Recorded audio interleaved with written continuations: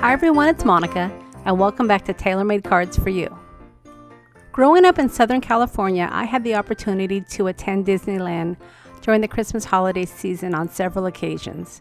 And one of my favorite memories is being on Main Street with the Christmas carolers. But times sure have changed, and we don't see very many carolers singing in our neighborhoods anymore. So I thought I would create a card today using one of the new Sizzix die cuts from the Holtz collection to remind me of a time when our neighbors would go door to door singing each other Christmas carols. I'm also going to use one of the new paper stacks that came out during the Christmas season, as well as some washi tape and some Idea-ology. I'm also going to be using a music sheet background stamp from I Break for Stamps. The die cut and the background stamp pair up beautifully, and they make a beautiful card.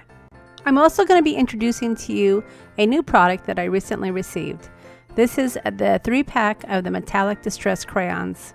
These are perfect for the holiday season, and I think that you will love them as much as I do. So let's go ahead and get started. So I'm going to be making 2 cards for you today. One of them is just going to be using the carolers, and then the second card is going to have the carolers with a post lamp stamp in the background. The post lamp stamp is from So Susie Stamps, and I picked it up last year during the Christmas season.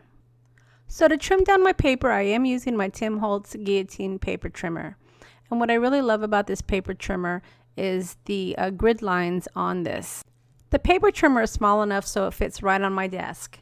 And whenever I'm creating a card, especially a layered card, I can simply pull it out and trim my paper to have different sizes, measuring 1/4 of an inch smaller than the prior piece of paper. This is really great for layered cards because I can get my angles really straight, and I know that the layers will always look perfect. So I decided to bring out my Misty stamping platform to stamp my music sheet. I'm able to get nice dark impressions using my Misty because I'm able to stamp my image multiple times. So the ink that I'm using today is Memento, and it's Tuxedo Black. But you can easily use any type of black ink. We're not doing any Copic coloring, so you don't necessarily have to use an ink that will not smudge. Just you want to make sure it's really dark and you can get a really nice black impression. So after stamping my image a couple of times, I did decide to edge the white paper with one of my metallic distress crayons. Now the color that I'm going to be using today is brushed pewter, and if you haven't used any of the metallic crayons yet, they're great. They especially look really nice on black cardstock, and hopefully I'll be able to do a video with that demonstration as well. But for this card, I just wanted to add a little bit extra, and I thought that the metallic silver would look great on my edges. So once I added my brushed pewter to both of my white pieces of paper, I went ahead and brought out my distressing tool to edge up some of my cardstock. As you recall, in many of my videos, I do use my distressing tool because I love the way it creates frayed edges on my cardstock. The distressing tool especially works great on thicker cardstock because you're able to see some of the grains when you actually use your tool. If you were to use too thin of paper, it may actually tear it. So keep in mind when you are working this technique, your paper needs to be just a little bit thicker. So once I finished fraying my edges, I did get out my black Soot Distress ink to add some color to my edges of the cardstock. You could have easily left this white, but I did want to go ahead and add to the black and white theme of my card, and I thought the black Soot Distress ink would be a nice addition. Okay, so at this point we're ready to put the card together. So I pulled out my ATG gun and I started to adhere the paper to my cardstock. Now I'm using 3 layers here. As you can recall, I did have my base layer, which is the maroon color, and then I added the decorative cardstock from the Holtz collection, and then finally my music sheet. Now the music sheet could have easily been the background, but I did want to have more of a layered effect on this card, and that's why I decided to go with the 3 layers. Alright, so the Christmas carolers that I'm adding is one of the new holiday die cuts that came out in the Holtz collection this Christmas season. and these are great. I really love silhouette die cuts because they look so dramatic and so wonderful against white cardstock. Now you could easily add these to colorful cardstock, but I just really love the effect that you get when they're paired up against white cardstock.